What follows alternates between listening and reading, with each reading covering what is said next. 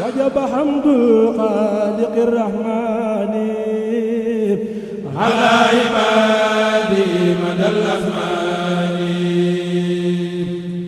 وجب حمد الخالق الرحمن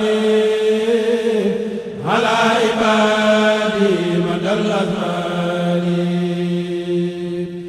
وجب حمد الخالق الرحمن على عبادي مدى الأزمان loolu te di maanaam taalibe fi mu nekk li muy tënk mooy ci ndigalu sëriñ bi rek jëfe ndigal bàyyi tere kenn ku ne xam na ne murit dëgg-dëgg liggéeyam mooy 18 safar waaw ñun suñu lépp dañ ko tënk ci 18 safar ñun suñu daara bi dafa tënku ci ziar ak màggal ak bernde moo waral moom mu demee nii bu njëkk dañ ko doon def cant mais buñ demee ba gis ne safar gi dafa nekk lu taw feexee ci lañ tënk ci safar sama borom suturaal ñu at mu jot nag ñu di ko taxawee nii at mu jot wax fa dëgg yàlla ànd ko suñ bokk taal bi yi nga xamante ni ñoo bokk ak ñoom liggéey bi ak suñ dëkkandoo yi nga xamante ni saa bu ñu wootee ñu ñëw teewal nañu suñ ci bés bi te mbir mi génnul sëriñ bi lépp ci sëriñ bi la ci sëriñ bi lañ ko tàmbalee ci sëriñ bi lañ koy tënk waaw saa su ne ci loolu la ñuy nekk bu ñu jógee tey ji ñi ngi waajal màggal jëm Touba incha allah. xam nga ku wax murit moom wax joxe addiya ku wax murit wax joxe addiya génne alalam joxe ko lii kenn nit mënu koo taxaw doon na kenn nit mën na ko taxaw sax mais lii mbooloo moo ko taxawal parce que daayira Matlabul Chifaay la te daayira ko wax daayira wax ne mbooloo la at mu jot dañuy def ay sas yoo xam ne moom la ñuy joxe moom la ñuy dagg kenn ku ci nekk liñ sa addiya nga joxe ko ñenn ñi dañuy joxe ba joxe sax lu kawe seen njort at mu jot loolu moo waral ñuy mën a am bés buñ toll nii te nag sama borom mi ngi sutura at mu jot li ñu amoon bu déwénee ñu am lu ko ëpp.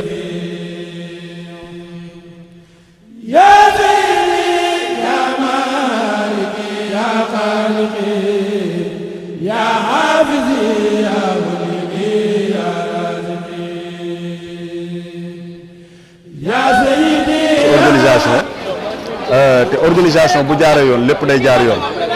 te organisation nag boo ko déggee lu jëm ci wàllu waañ wi ku ne gis na mbana yi nga xamante ne bii taal nañ ko fi am na lu ci mel ni ay café yu sedd ak yu bëree bëri am na fi waaye lépp dañ koo tënk rek ci organisation bu jaar yoon moo waral liggéey bi mel nii waañ wi nag ku ne xam ne ne metti na waaye daayira bi dafay doxee noo xam ne lépp dañ koy teg ci organisation lépp dañ koy teg ci ay normes moo tax waañ bi doo ci gis benn sorxo liggéey bi day jaar yoon dinañ togg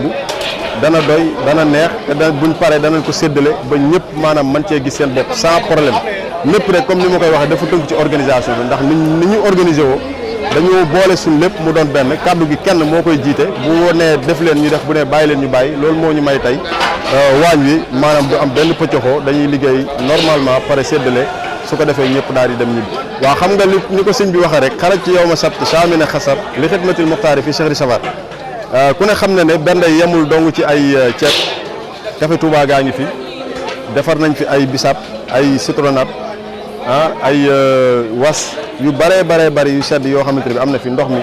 gis nga ko ci kanam tuuti di nga gis ñi nga xamante ne bi ñoom ñoo yor wàllu woowu dinañ wër aussi di ko servir te li ci gën a yéeme mooy li ñuy def nii yemul dong ci mbokki taalibe yi fi nekk ci biir kër quartier bi kër yi fu ne la ñuy dugal ñam fu ne la ñuy dugal naan ñëpp maanaam dañuy gis seen bopp ci safar gi comme ni ko Serigne Touba diglee te ku ne xam ne ne yoonu murit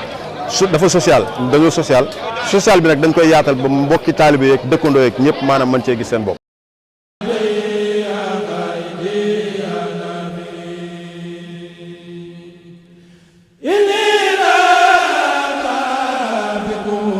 waaw xanaa sant gërëm ñi ma ko seqal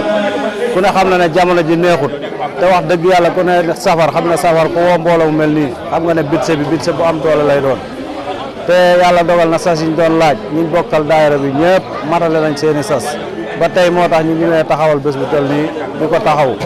xanaa di leen santaat di leen gërëm di leen wax ne liggéey bi moom amul tànki ginnaaw tànki kanam rek la war a mën a am comme sëriñ bi rek moo tax ñuy def lu ci waay def ci saw ñaq war ngaa xam ne moom fa nga ko def sànni woo ko ñu ngi leen di sant bu baax di leen gërëm di leen ñaanal yéen ñi tam seen liggéey bi gën a jëm kanam bu baax a baax parce que gis nañ sa taxawaay ci biir liggéey bi saa bu jotee di nga wut ay pexe ba ñëw génne lépp wane ko fépp ñëpp gis ko te doo ñu ci laaj benn dërëm.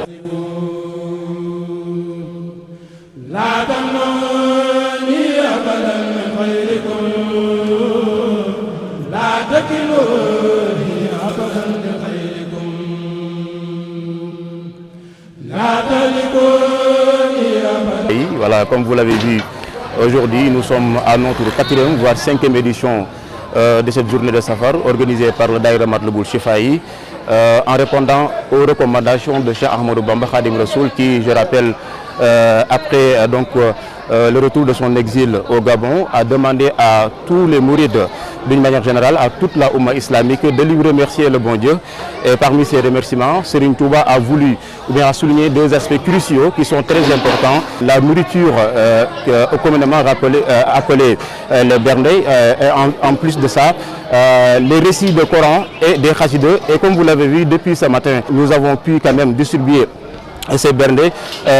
Et l'autre aspect très important, c'est aussi quand même la présence de la Oumma islamique. Il faut rappeler que ceux qui sont venus assister à cette journée de Safar, ça ne se limite pas quand même aux mourides. Il y a des gens qui sont venus dans d'autres tariqas, même des chrétiens qui sont venus, et cela quand même montre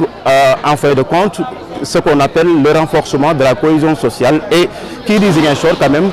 va aussi souligner un aspect important, cet aspect de cohésion sociale. Et il faut aussi rappeler que cette journée de Safar ne se limite pas à Ziguinchor. Depuis le premier Safar,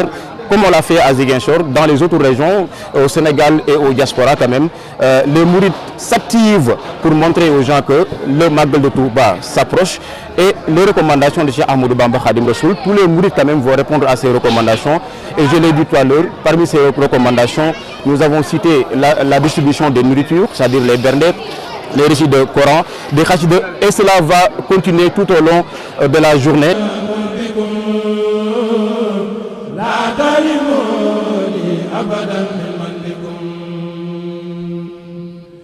Ya